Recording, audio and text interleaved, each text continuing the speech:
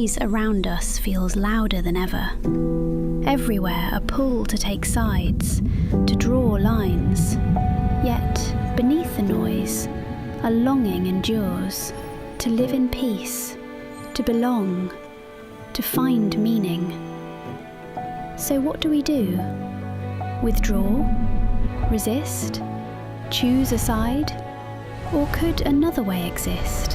One that begins with a simple truth. There is no other. The pain of one is the pain of all. The hope of one belongs to all. Everywhere, groups of people are widening the circle of us.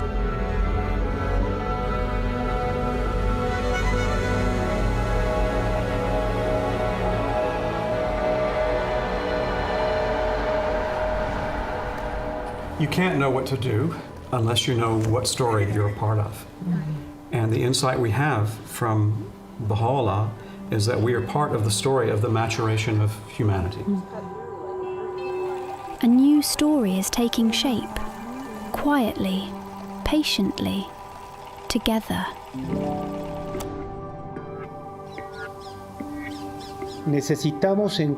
We need to find different ways of relating to each other that do not feed into cycles of violence. We must strengthen the communal sense. People are learning to move through life not as isolated individuals, powerless before the problems around them. They are acting together. Amidst so much material and emotional ruin, we have also witnessed something luminous. The crisis has enabled many to set aside habits of individualism and revealed our capacity for genuine mutual support. It's easy to assume disaster brings out self-interest, but we actually saw the opposite. Generosity was everywhere, and it gave us a lot of hope. What appears in times of trial is the same spirit of service taking root in daily life. The habit of learning to serve together. A young person who serves, reflects, and studies carries that same spirit into every space of life. What distinguishes youth from other stages of life is their courage, flexibility, and energy, along with their eagerness to create social change. Education is a means to learn how to be more noble, how to be gentle.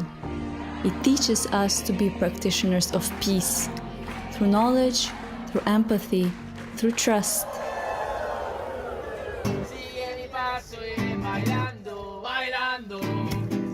When you put coherence, service, relationship, and values at the center, suddenly our true nature comes to life. For these young people, their professions become fields of service, where they approach science and religion as two harmonious ways of knowing. If we take this notion of a human being being both a material and a spiritual being, and an understanding of health that recognizes that both our material and our spiritual natures can be impacted by both health and by disease, we would come up with different approaches to addressing some of the challenges that we are encountering within our fields. When challenges appear, they no longer ask, "How can I get away from this?" but "How can we face this together?" I guess society shapes us in a manner that is quite individualistic. But I think in some places this culture is beginning to change. A lot can be achieved when people cooperate. This marks a new consciousness, a sense of community that travels with each person. The more we turn outward and work with others, the better we grasp the meaning of our common humanity. Families, too, are being reimagined, not as solitary households, but as a supporting network, serving side by side.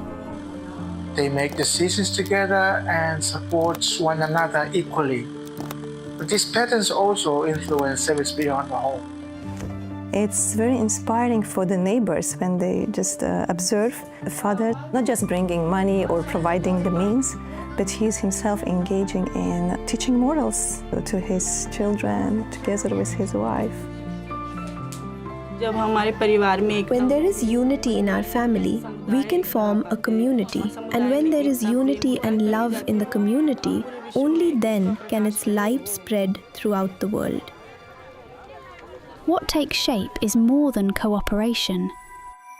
Labels begin to fade.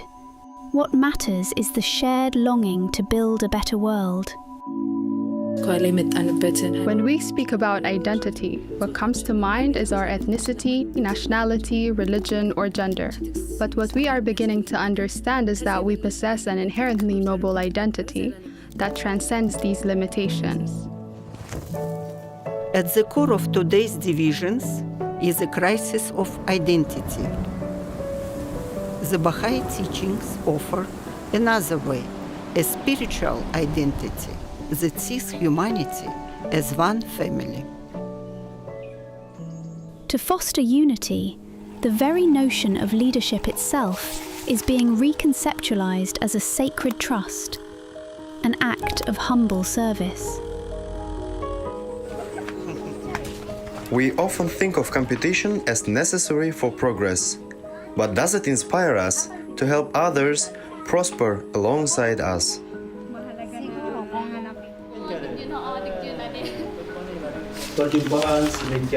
This forum is for us to profoundly consider and discuss the development of our villages, both spiritually and materially. Wherever people gather to learn, to decide, to build, they discover themselves as protagonists in a joint story of progress. The Baha'i community's commitment to gender equality and justice is rooted in the belief that all human beings are created to carry forward an ever-advancing civilization, and that gender equality is a prerequisite for peace. A number of women were very keen, and they said that they would do everything that they can to see to it that a secondary school is established within the village. This project has inspired many people to reconnect with the land and to rediscover the joy of planting.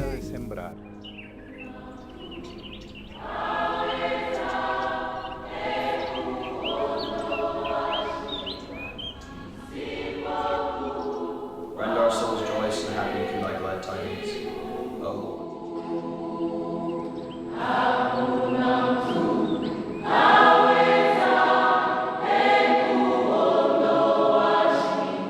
These are the havens of peace, glimpses of new patterns of life that people are learning to build through collaboration. Ang Pambansang Baha'i House of Worship.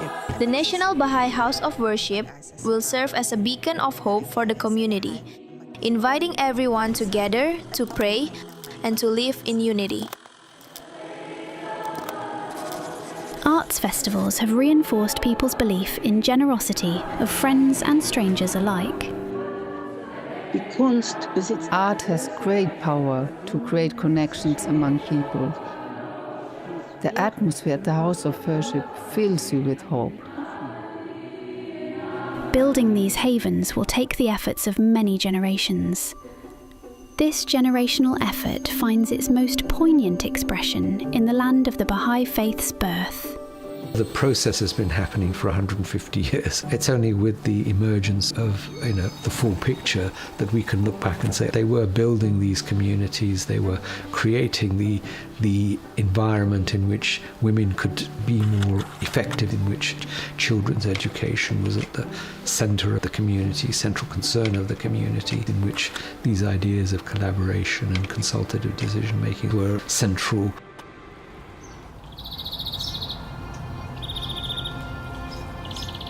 To nurture these patterns requires more than plans or programs. It begins in the heart. Every time I come here, it's just like to be able to remember how it feels to feel peace and joy and love.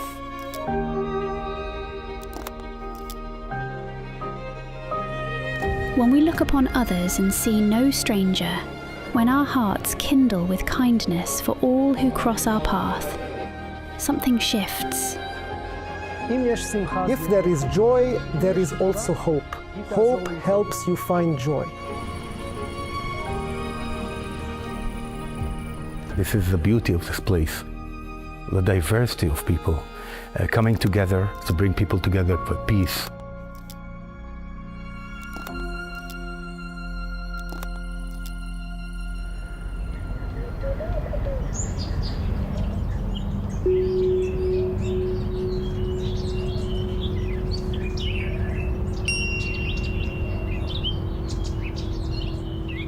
In all these ways, the distances between us vanish. And on the same ground where difference once stood, we learn to walk hand in hand. The life of Abdul-Baha saw no separation between friend and stranger. Now, as his shrine rises, it stands as a gentle invitation to nurture spaces of belonging and shared purpose.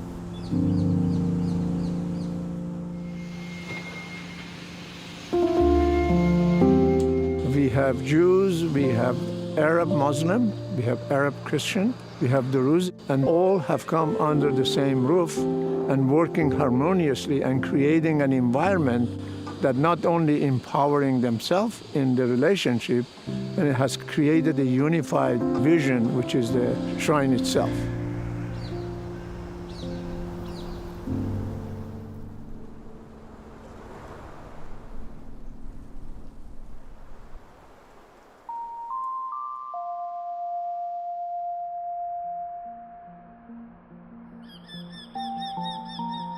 Humanity's story is not one of decline,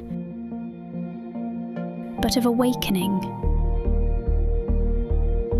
of maturing.